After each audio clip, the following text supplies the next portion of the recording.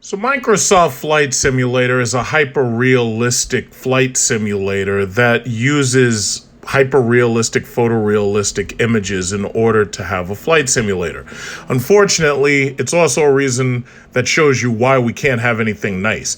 Back when Microsoft Flight Simulator was post 9/11, they actually had to remove buildings out of it because you had people who would literally fly around trying to crash jet airliners into the World Trade Center. So they actually had to take the WTC main towers, the twin towers we used to call them, they had to take them out of the game. You would think that there would be some end to this lunacy, but now there's a new trend in cyberbullying. Basically, what people are doing is they're finding people's homes and businesses using Microsoft Flight Simulator, and they're taking jumbo jet aircraft or they're taking light aircraft, and they're literally showing these people through email and photos and Discord and Reddits that they are flying airplanes right into these people's houses. And that's basically how they're using this to cyberbullying. I don't think that the FAA itself has any restrictions on this, but I'm pretty sure sooner or later the government's going to have to get involved. Because, I'm old enough to remember when some maniac actually crashed a small plane right into the side of the White House. This happened during the Bill Clinton administration, but fortunately the president at the time, Bill Clinton, he was safe at Martha's Vineyard, so he was in no direct threat or danger. But it was actually amazing to me, they would always tell us that the White House had like snipers and missiles and stuff in order to stop something like this from happening. But it just worries me that you could always have some kind of maniac copycat do something crazy like that. And then there are the other people who are finding fun trying to figure out how to visit and videotape for YouTube, visiting either exotic locations or somewhat controversial locations like Epstein's private island and whatnot. So it'll only be a matter of time before memes start coming out claiming that, Hillary Clinton's running a pizzeria trafficking ring or some nonsense, or they'll have videos about Bill Clinton and whatnot on planes with Loretta Lynch and all the stupid nonsense in order to further the conspiracy theories and just the sheer lunacy of it all. So let's take an honest and objective look at Microsoft Flight Simulator. Unless you have a 2080 Ti like I do, you can still have a 2080 or a 2080 Super, but you're not going to get frame rates as high as unless you have the 2080 Ti. And then you need a very good processor, and I'm talking about either a high-end Core i7 or you're going to need a Core i9 9900K, which a lot of people do have because they've built their computers recently. You're also going to want to have 32 gigabytes of RAM as a minimum. Regardless what this thing says is the minimum requirement, I would recommend that you have 32 gigabytes of RAM as a minimum, so this way that you can turn all the settings up. This thing is extremely taxing on your hardware. Also, as far as flight controllers, Thrustmaster released a new Airbus controller that I kind of like, but the thing about it is it doesn't work as well with DCS.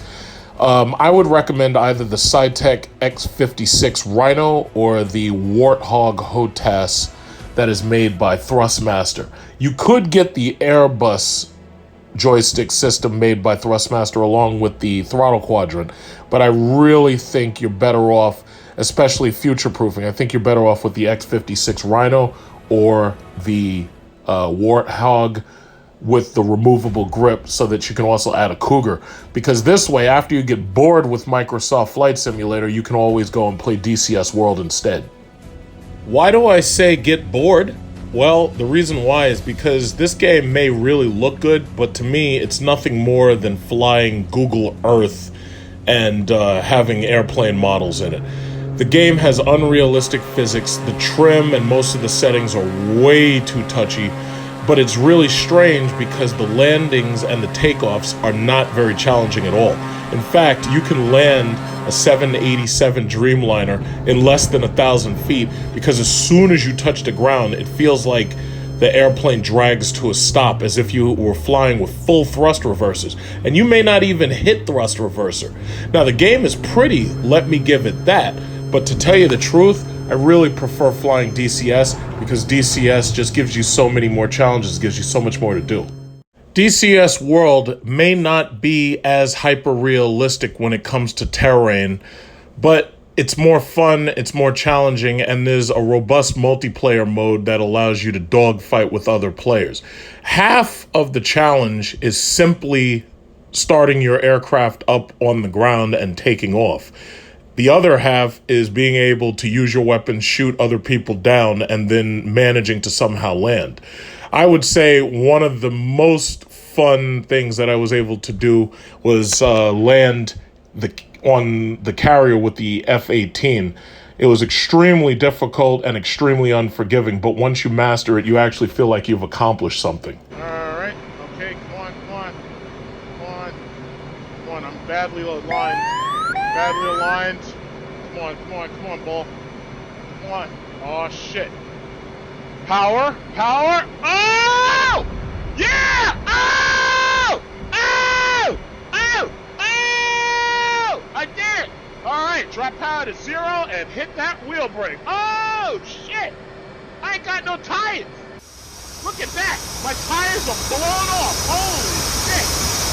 Alright, rest the hook section. I got no tires! Oh!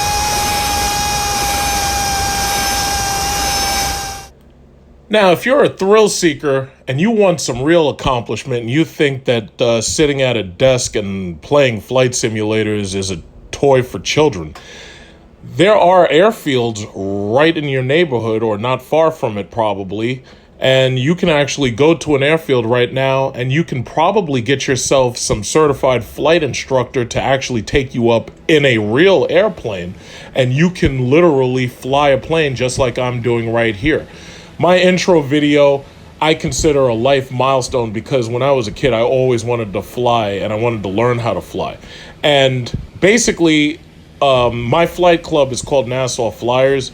They're out here in Long Island, and you can learn everything from ground school on up. They teach you and they can train you to be a pilot. So if you're interested in being a pilot, you can actually be a pilot by taking the ground school, getting a certified flight instructor to give you as many hours as you can get, learning different aircraft. Basically, it's a la carte. If you go in there and you have just $200, you can probably get up in a Cessna Skyhawk immediately. When I first went to Nassau Flyers, they had me doing a pre-flight checkoff. They had me taxiing to the runway. They had me taking off. They had me flying, and they had me landing in day one. And I'm talking about a lifelong dream achieved in just 3 hours. Now, as I went back for more and more hours, of course I learned more, and eventually I want to learn helicopter piloting a lot better than what I know. But the prices for ground school, for example, started about, $500? I think it's a 12-hour class, and once you're finished, you can take the test and you can get certified, and it may cost you a total, by the time you're finished, it may cost you a total of about $600. Now, yes, obviously Microsoft Simulator is a lot cheaper, but the thing about it is I'm talking about you learning possibly to become a real pilot, just like the real pilots. Nassau Flyers, for example, has a wide array of aircraft, which I'm going to show you, but basically right now is the best time to get in, especially considering right now aviation is relatively inexpensive. Coronavirus quarantines have basically furloughed most pilots. So there's a lot of pilots, especially those with private planes, who definitely need the money, and they're interested in taking you up and taking you on some lessons. There are also lower fuel costs right now because airlines and cruise lines, for example, take up about 45% of the petroleum that is used in flight and aviation in general. So because right now most jet airliners are not flying and most airlines are grounded, fuel is relatively inexpensive. Now, one thing I did notice is when you're flying in this game, flight seems okay, but trim settings are really unrealistic. And again, when it comes to landing, I think this game oversimplifies landing ridiculously. I mean, the jumbo jet airliners, the 747, the 787, I know damn well that those things cannot land within 1,000 feet, even with max thrust reverser. But this game overly simplifies it because they know that not everybody is using the same equipment. And when I say not using the same equipment, there are some people who may be playing this game with a keyboard. There's some people who are playing it with an Xbox controller. There are some people who may actually have a joystick, but they don't have a throttle. And then you have some people who have a joystick and a throttle, but they don't have pedals. Most people think that an aircraft is taxied by using the joystick, but in real life, you learn to use your feet in order to control the rudder and the nose wheel in order to taxi so that the plane can turn left to right while you're moving on the runway. The SideTech Logitech pedals, because Logitech purchased SideTech, and those are my pedals that I use in DCS World or Flight Simulator. And then I have a nice 34-inch curved gaming monitor, and as I mentioned, I have the GeForce 2080 Ti to be used as my graphic card. And then I'm using a throttle right here that is normally designed for playing games that require the F16. And the other part is right there. That's the hand grip. Now, as for learning to fly in real life, my flight club, Nassau Flyers, they will allow you to fly the SR-22 G5. They have a second one in a different color. Or if you don't want to fly a propeller plane, you can pay more money and you can fly the SF-50 jet. So they actually have jets that you can fly. Now, I don't know if they got any Honda jets yet, but eventually they're going to probably get a Honda jet and possibly a Sirius Vision jet. And one thing I like about the Cirrus planes is that these planes actually have parachutes in them. So if something goes terribly wrong, you can actually parachute the entire goddamn plane right to the ground. I find that like absolutely amazing. Overall, Microsoft Flight Simulator 2020, I really think is about a 5 out of 5, but only because of its graphics. In my opinion, it's really a technology demonstrator. It's designed to show you just how powerful your computer is and to give you basically something to keep you interested in benchmarking your rig or whatever you have that you're running it on. Now, I really hope in the future or the near future, because I know they like to make money off of us using downloadable content, I really hope that they're going to offer some challenging, fun activities or something. Because to tell you the truth, I really don't think that the training that they give you is up to snuff. For example, there's no reason why this game can't give you the same quality of training that you would get if you go to ground school. For instance, they can teach you radio talk and symbology. They could teach you how to use Garmin GPS and navigation instead of overly simplifying things. One of the things that I kind of like about DCS World is that they try to make it as realistic as possible. And they even model the aircraft model to completely act the way that a real aircraft would act. And most of that is governed by physics and programming. Now, the thing about it is Microsoft Flight Simulator had to be dumbed down in order for it to be more accessible to just about anybody who wants to play it. But even at the most realistic modes, the only thing you're really playing this game for is just to look at the scenery, because the flight models themselves aren't terribly realistic. Anybody who actually flies in real life would understand what I'm saying.